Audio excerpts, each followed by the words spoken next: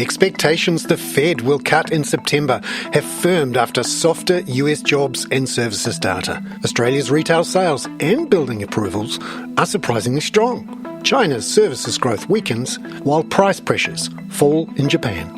That's coming up in our 5 Things in 5 Minutes.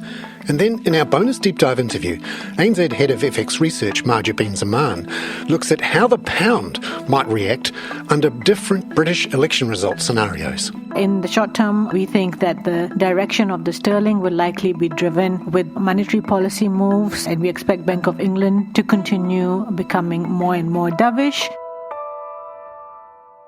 But first in 5 and 5 with ANZ, US Treasury yields are down and rate cut bets are up following weaker than expected US jobs and US services data overnight. The S&P 500 hit a fresh all-time high. The ADP employment report showed the private sector in the US added fewer new jobs than expected in June, while the June non-manufacturing ISM survey showed the US services sector contracted at its fastest pace since COVID. ANZ economist Bansi Madhavani says that all points to the US labour market rebalancing and activity slowing. The data affirms that the momentum of the economy in June quarter was slow, supporting further disinflation in coming months. Markets rushed to price in rate cuts following the data release. Bond yields fell and the dollar softened. The odds of September rate cut rose to 81%. Compared to 73% the day before. Along with those US Treasury yields, the US dollar index was down 0.35% at 4 a.m. Sydney-Melbourne time.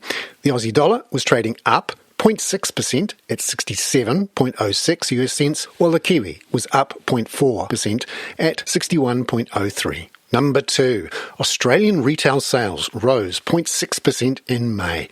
That was double market expectations. That led to market talk of an RBA hike.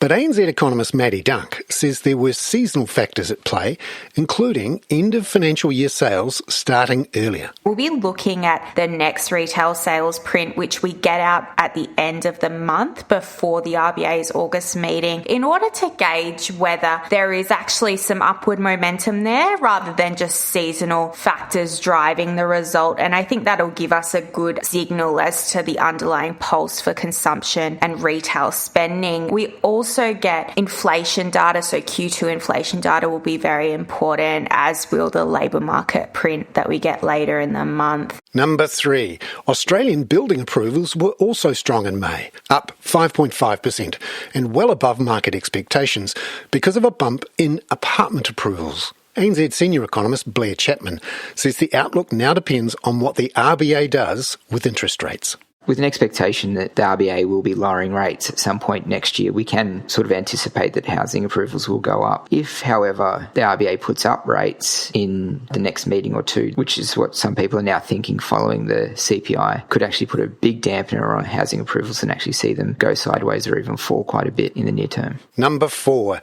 in China, the Caixin S&P Services PMI fell nearly 3 points in May to 51.2. That was the smallest expansion in 8 months.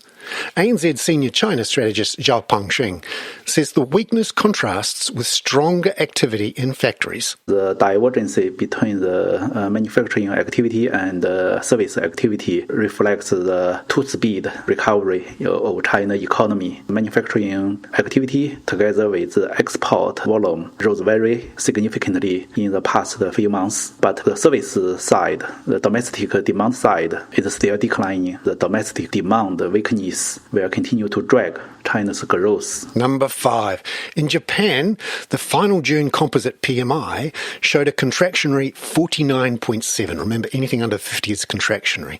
That's also down nearly 3 points from May. ANZ FX analyst Felix Ryan says the services PMI price gauges fell too, while import prices were well below 2022 and 2023 levels. These gauges have been relatively useful in terms of assessing the direction of PPI services, a measure that is watched by the Bank of Japan as an indicator of service-based inflation. Given the softness in activity and lack of positive price momentum within the PMI reports, it is likely that the anemic price pressures in Japan's services industry will still support a gradual rate of policy normalisation by the Bank of Japan. Yen weakness will still be the focus for the Bank of Japan as we approach the 31 July meeting.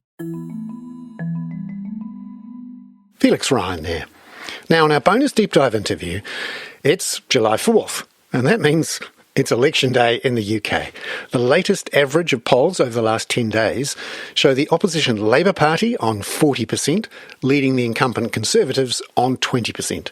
ANZ Head of FX Research, Mahjabeen Zaman, has looked at how the pound might react under a few different scenarios. Preliminary polls suggest that a Labour victory is likely in the UK's national election. We think this has been largely factored into market pricing already, so we don't expect the sterling to rally significantly if the Labour Party wins. In power, one of the things that they have said is that they will likely pursue closer engagement with the European Union by reducing trade barriers. In some part that may support disinflation in the future, but this is something, which will take some time. And when it does take place, and if it does, that would be a sterling positive in the medium term. And while it's unlikely, what if the Conservative Party can form a government again? The other possible outcomes could be, if the Conservative Party wins, this would likely be a sort of a business as usual, and that's probably likely neutral for the sterling. And then the least likely outcome, based on polls, would either be a hung parliament, or if the Reform UK Party ends up gaining more seats than expected. I think either of this would likely limit any upside for the sterling over the medium term,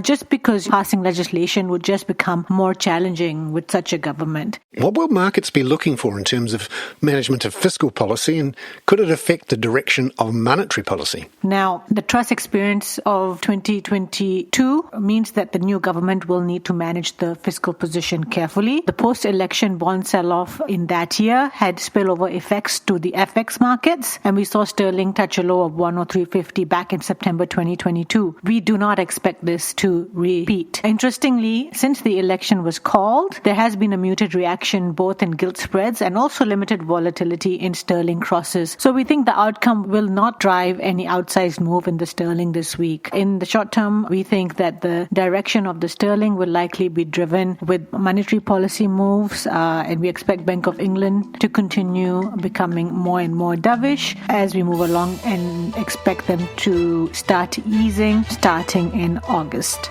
Mahjabeen Zaman there.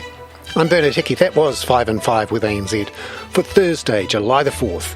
Catch you tomorrow with those UK election results and the initial market reactions. This podcast contains general information only, not investment advice.